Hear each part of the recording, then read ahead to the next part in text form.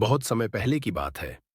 देवताओं के देव भगवान विष्णु और धन समृद्धि की देवी लक्ष्मी एक सुंदर वन में विचरण कर रहे थे।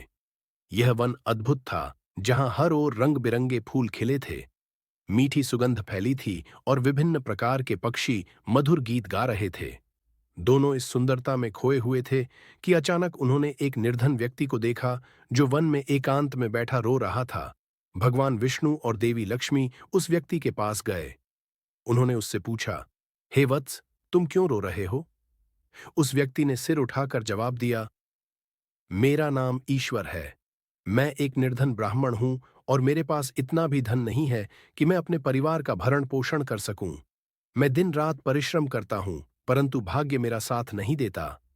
उसकी बातें सुनकर देवी लक्ष्मी को उस पर दया आ गई और उन्होंने उसके भाग्य को बदलने का निर्णय किया।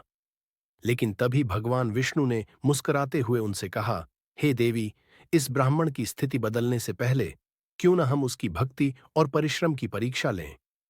लक्ष्मी जी ने भगवान विष्णु के सुझाव को स्वीकार कर लिया।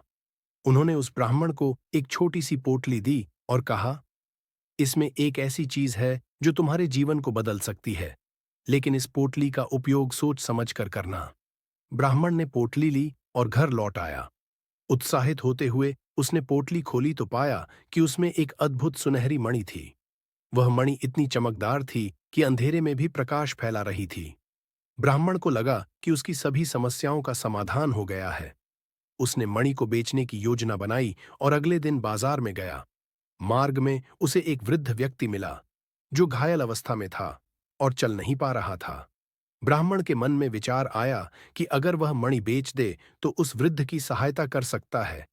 लेकिन फिर उसने सोचा कि यह मणि उसके जीवन का एकमात्र सहारा है। उसके मन में एक संघर्ष चल रहा था कि तभी उसे देवी लक्ष्मी और भगवान विष्णु का स्मरण हुआ। उसने सोचा कि भगवान की मर्जी से ही उसे यह मणि मिली है, तो इसका सही उपयोग ही करना चाहिए। यह सोचकर उसने मणि से प्राप्त धन का कुछ हिस्सा उस वृद्ध व्यक्ति की चिकित्सा में लगाया। कुछ समय बाद उसने देखा कि मणि की चमक पहले से भी ज्यादा बढ़ गई थी। वह हैरान था, लेकिन उसे यह नहीं पता था कि हर अच्छे कार्य से मणि की शक्ति बढ़ रही थी। धीरे धीरे उसने मणि से प्राप्त धन का एक हिस्सा गरीबों और जरूरतमंदों की सहायता में खर्च करना शुरू किया।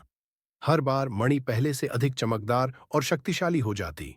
कुछ ही समय में ब्राह्मण ने अपने परिश्रम और मणि के आशीर्वाद से इतना धन कमाया कि वह स्वयं और उसके परिवार के लिए पर्याप्त था। उसके पास अब इतना था कि वह दूसरों की सहायता भी कर सकता था।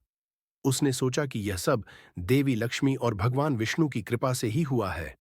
एक दिन विष्णु और लक्ष्मी ब्राह्मण के घर आए। उन्होंने उससे कहा, वत्स, तुम्हारे परिश्रम, ईमानदारी और दूसरों के प्रति प्रेम ने तुम्हें सफलता दिलाई है। यह मणि तुम्हारी भक्ति की परीक्षा के लिए दी गई थी।